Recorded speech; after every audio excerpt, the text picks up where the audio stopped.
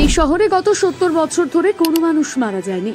দিব্য বেঁচে আছেন বছরের পর বছর। লক্ষণ রেখার গণ্ডির মতন এই শহরে একবার পা দিলে ভুলেও স্পর্শ করতে পারেন না যমরাজ। কি কারণে মৃত্যু হয় না এই শহরের বাসিন্দাদের? কি রহস্য লুকিয়ে রয়েছে এই শহরে? কিবা নাম এই শহরের? কোথায় রয়েছে এই শহর? চিরজীবন বেঁচে থাকতে চাইলে আজই জানুন এই শহরের নাম। কথায় বলে জন্ম হলে মৃত্যু নিশ্চিত।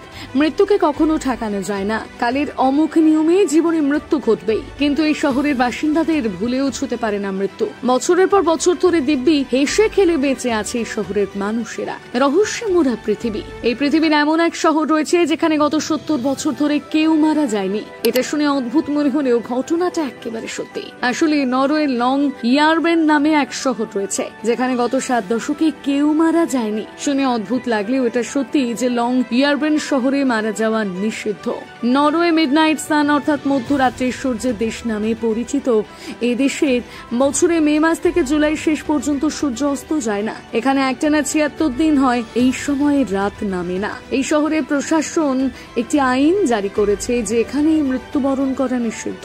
আসলে নরওয়ের লং ইয়ারবেন শহরটিতে সারা বছর প্রচন্ড ঠান্ডা থাকে, যার কারণে এখানে মৃতদেহ পৌঁছে না। তাই এখানকার প্রশাসন মানুষের মৃত্যু নিষিদ্ধ করেছে।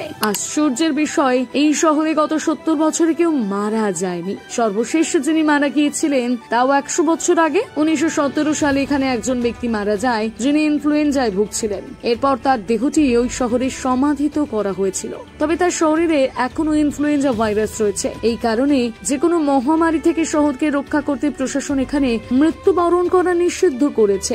এই শহরে প্রায় 2000 জন খ্রিস্টান ধর্মের লোক বসবাস করেন। এখানে কোনো ব্যক্তি অসুস্থ হলে তাকে সাথে সাথে বিমানে করে অন্য জায়গায় নিয়ে যাওয়া হয় যাতে এই শহরে তার মৃত্যু না ঘটে। এরপর সেই ব্যক্তি অন্য স্থানে মারা গেলে সেখানেই তার শেষকৃত্য সম্পন্ন করে দেয়।